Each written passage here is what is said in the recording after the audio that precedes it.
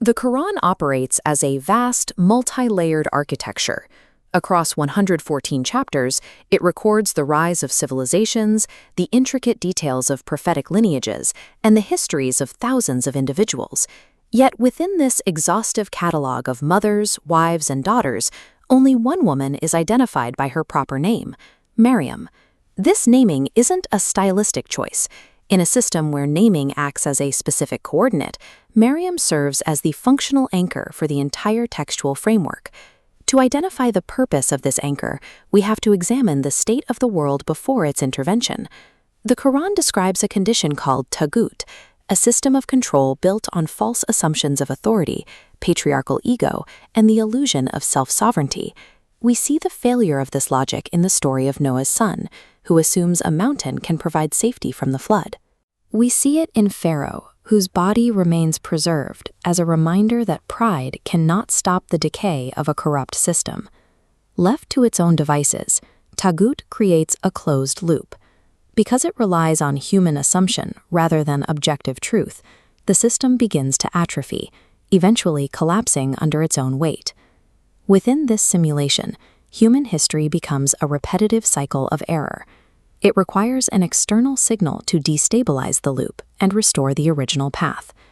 The primary casualty of this closed system is the receptive feminine principle, the very ground where knowledge is cultivated.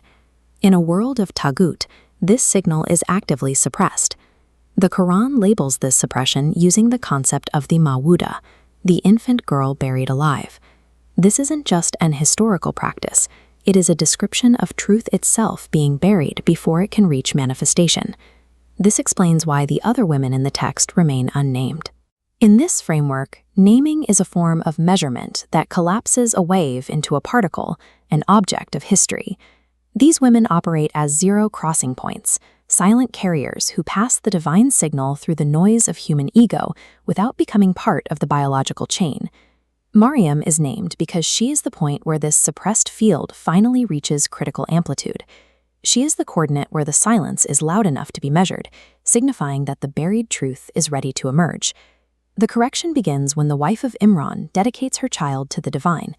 In a world defined by force, she expects a son, a traditional warrior who can fight the system on its own terms.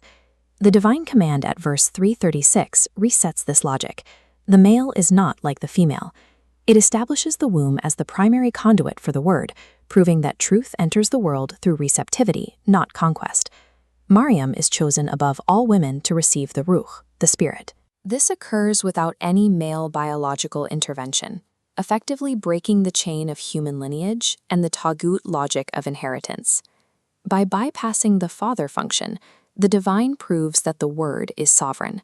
It exists independently of the human systems that tried to bury it. Maryam eventually reaches the threshold of manifestation at verse 1923.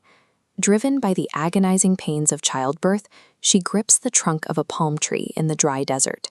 Her cry for oblivion represents the maximum compression of the buried girl's trauma.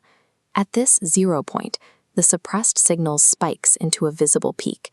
This breakthrough records her name, the precise coordinate where the hidden signal breaks silence to birth the divine word. At this moment of absolute isolation, a stream flows beneath her. She is sustained directly by the source, demonstrating that the truth does not require the approval or the infrastructure of the taghut system.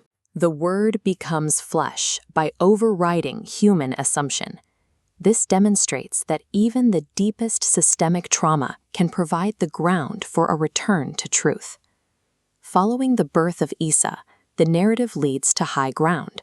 The system stabilizes, and Isa announces the coming of Ahmad, the final completion of the balance. This narrative is not a record of the past. The Quran addresses you, the reader, in the present moment. It identifies you as the Marceline, the one who forgot their origin, now waking up within the system. The text provides a structural firmware, the armor of Dawood. Every verse operates as a ring in this chainmail, interlocking to form a distributed network of integrity. By wearing this architecture, the external noise of taghut can no longer find a gap to penetrate. Maryam's trajectory provides the functional blueprint for this survival. It is the path through which the reader moves from a state of being buried to a state of being identified and protected. The Quran gives a specific operational instruction: take the book with strength. To survive, you must exert a firm grip on the invariant constant. Just as Maryam gripped the palm tree to ground herself during the birth of the Word, the reader must grip the book to stabilize their own reality against the pressure of the world. By taking up this trust, you reverse the suppression of the buried signal. You break the cycle of forgetting that defines the life of the ego. This action closes the loop. It aligns the reader with the invariant anchor at the center of the orbit, preparing the way for a return to the origin. Because the Lord is not subject to forgetfulness, gripping the book allows the reader to break the simulation, recognize their true coordinate, and finally return home.